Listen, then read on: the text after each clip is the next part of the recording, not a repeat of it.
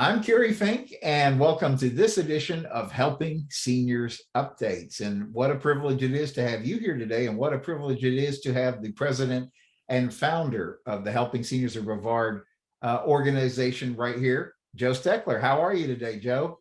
Well, I'm really fine, Kerry, and I just kind of listen to what you say. They have me here to talk. I'm just lucky to be around here to talk. Good, it's good. You know, if you lose your sense of humor in anything you do, you're in trouble. And even though I am 88 years old, and I'm proud of the fact that I am that old, and even prouder by the fact that God's given me these years to develop all this expertise and all the information that I've been able to remember, yet still be able to talk about and have the memory that I have at my age, and just feel glad that I'm able to help people. And I think that's a blessing. But you and I have discussed over the years, there's just so much need and so many people that don't know where to go for help. And that's just, people have finally figured out we're here to provide them information, help, where to go, how to get that help. And then a lot of times we help them find the resources that make it possible for them to get the help that they need. And that's so important.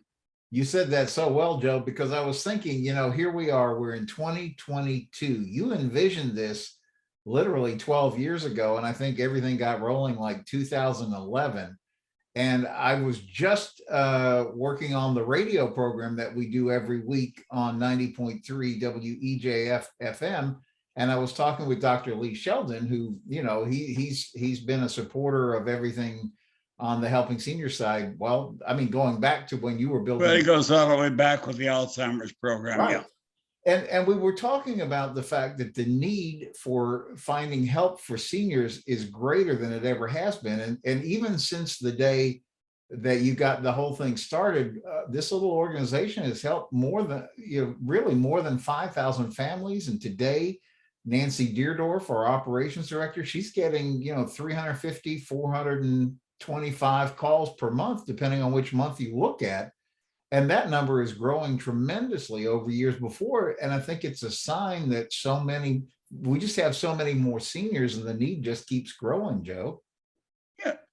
Kerry, over these years, I have been the person at times that has filled in for some of our people on the helpline, and there was just nobody else to do it but me. Right. And I can remember getting so many calls. It was hard to log in the number that I was getting. And I had one of the board members in the office one day, and he saw what I was doing, and he said, well, let me help. And after about a couple hours, he said, how in the thunder do you do all this? He said, I couldn't keep up with it. I said, Dennis, it's just something I learned to do. A lot of it I can remember. I said, some of it's the same, but the thing is, you have to listen for the key things that caller is trying to tell you. But the most important thing is to get their name, their phone number, and what the problem is. Because if you got their name and phone number, you can always call them back. And calling back is one of the big things I think we do. A person that needs help, they make a call, and so many times I've been told by people that call for help that the numbers they call, they never get a call back. And think about that, Yeah, it's true. I know that I hear all the time from Nancy. She always is careful to explain to somebody, if I am not on the phone, I will take your call. And if I am on the phone, I will call you back at the first minute. And so often, Joe, we hear from the people who are calling and said, well, thank God somebody finally answered the phone. I tried all these numbers and all I got was voicemail, or press 2 for that, or press 9 for that. And they really appreciate Nancy when they get on the phone with her, because they finally feel like they've got somebody who actually cares about the situation that these people are trying to work their way through. Yeah. Hey, let's try to home in on a couple of things here today. I know most people are interested in affordable housing, Yes. and I have found that there's a lot of money out there available for housing, but we have to figure out how to get to it. Mhm. And there's a state fund called the Sadowski Fund, Mhm. and it was funded this year to the tune of $439 million, I think it was. Wow. And then the legislators are going to rate it again for general revenue money like they have in years past. But somebody got to them and they stopped them from doing that. And instead, they took $100 million out of there for what they call a Hometown Heroes program. Well, I looked it all up. And the Hometown Heroes program is a program designed to help first responders, veterans, firefighters, police, and a couple other organizations with funding for a down payment for a house. You think about this for a minute. One of the big things that causes a young couple or anybody buying a home for the first time is they don't have the money for the down payment. But once they get the down payment, their mortgage is, for the most part, cheaper than what a rental is. Mhm. So that's just, there are ways to circumvent some of these problems, but people have to know about them. But what was the sad part, Kerry, is that I found out also that bill for Hometown Heroes died in committee. And while they so-called took $100 million out of the budget for it, the program doesn't exist.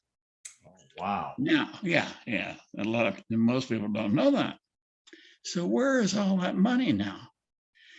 Are they going to leave that money in the budget and say, okay, we're just going to keep $439 million in there now, and it'll be for next year? But what they've always failed to do year after year is take money out of that fund to help people that are trying to build affordable housing. But we keep saying we don't have this, we don't have that, so we can't get started. I remember years ago, I was on the county commissioners appointed me at one commissioner, and I think it was the county manager. Mhm. And we were supposed to come up with a plan on affordable housing. Mhm. And the other two said, well, we really can't do anything because we don't have the money. I Mhm. said, well, we're never going to have money if we don't have a plan. Right. I said, why don't we develop a plan and say, get a cost on it so that our legislators would know how much we want to spend, and they can take a hack at the plan. Let's see if we come up with something solid. We can get architects to give us a free pro bono work. I did that all the time when I built the Alzheimer's centers. And, Kerry, I still got it sitting on my desk as a plan to build 10 centers, like we built over on Wickham Road, 10 centers in 10 different cities in Florida. But I know that there are ways that we can do a better job of helping other people in our state and at a lesser cost than we're doing now. But it's something you have to develop a plan to do. Well, that's why the advocacy part of what Helping Seniors has been about is so important. I'm always quoting the statistic, which is eye-opening for most people, that we love kids in Brevard County. We love them so much that we voted in a 0.5-cent sales tax so that our kids can have the best school system that we could imagine here in Brevard County. And yet the fact is there's less kids under the age of 18 than there are seniors over the age of 65.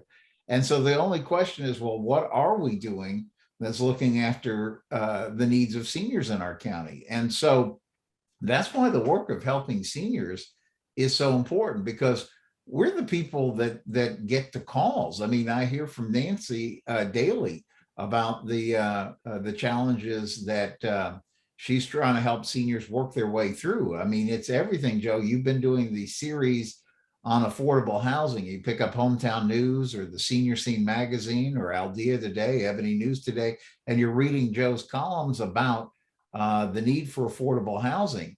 And that's just one aspect of the things that seniors are fighting their ways through.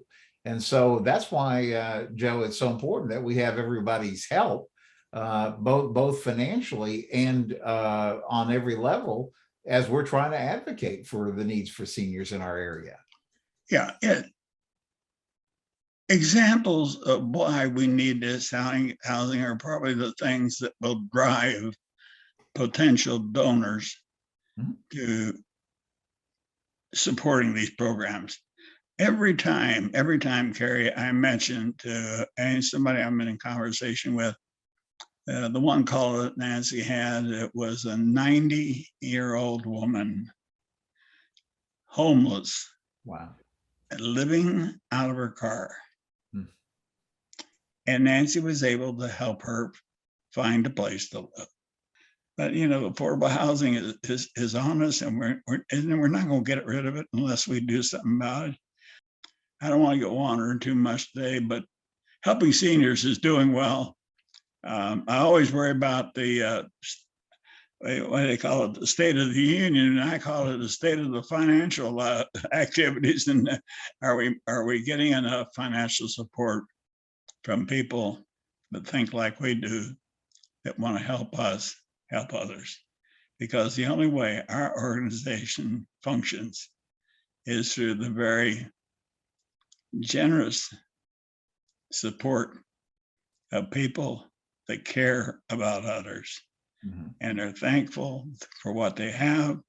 They realize that they could be in the same situation had the dice rolled a little bit differently. That's what I think about. Well, there's no question about it. And that's why helping seniors exists, is to try to make a difference in all that. And you said it well, Joe, there's a lot of ways people can get involved. We're a small, very efficient organization, but I always call it the little engine that could, because I'm amazed at how many families we're able to help effectively. Mainly, Joe, it's because of your expertise and Nancy's expertise in knowing how to get people connected. And that's the value that Nancy provides when callers are calling in. But we need your help, viewer, to help us get there. And there's some fun ways to do it. The Helping Seniors car raffle is a great way, because that's a tool that not only raises funds for the organization, but gets the community a little bit involved in learning a little bit more. And it's a great deal of fun, Joe, because when you and AJ Heyer sat down years ago and started thinking of ways to fund the building of those Joe's clubs, that tradition is kind of carried on. And here we are in Helping Seniors now with our 6th annual Helping Seniors car raffle. And on October 29th, somebody is going to get keys to a brand new car. And how do you get those keys to the car? You be the winner in the drawing, and it just takes a simple donation to get those tickets, Joe. Yeah, well, if people will donate to the car raffle, they get a chance to win a car. They can come to our event over at the Muscle Car Museum on 29 October. And the food provided by Mark Pylock and his team is just outstanding.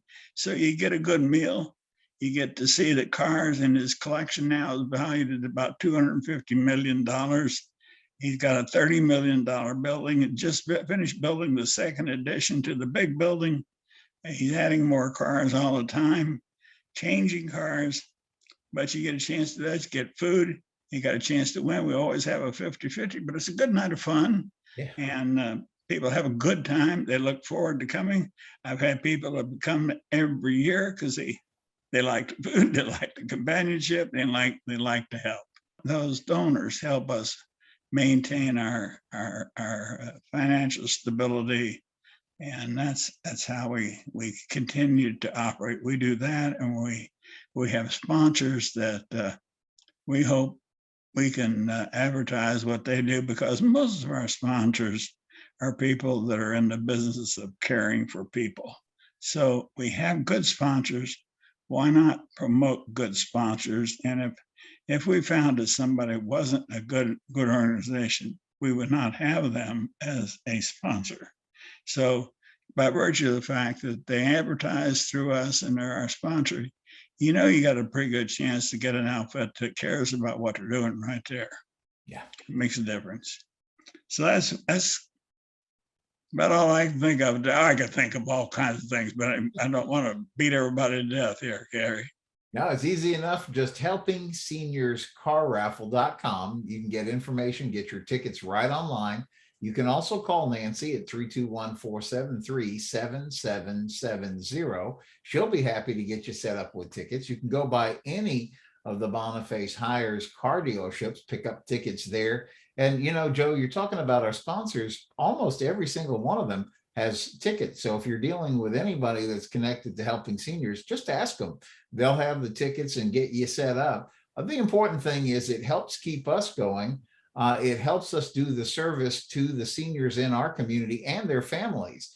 And like I said, over 5,000 to date now, and calls are coming in at a clip of over 400 a month on average. And that's it's a lot of work for a small organization, but it signifies how important that work really is. And so, Joe, I just want to thank you for taking the time to share updates on what's going on all fronts. Keep writing those articles, because I know the series about affordable housing that you've been writing has really made a big difference. And now you've got an article coming up about whether you're 60, 70, or 80 or more, the things that we want to be thinking about mobility wise and all too.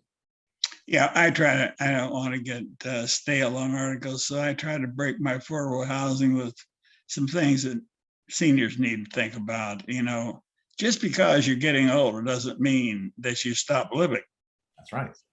Yeah. Thank you, Kerry. All right. Thank you, Joe. And we'll see you next time on Helping Seniors Updates.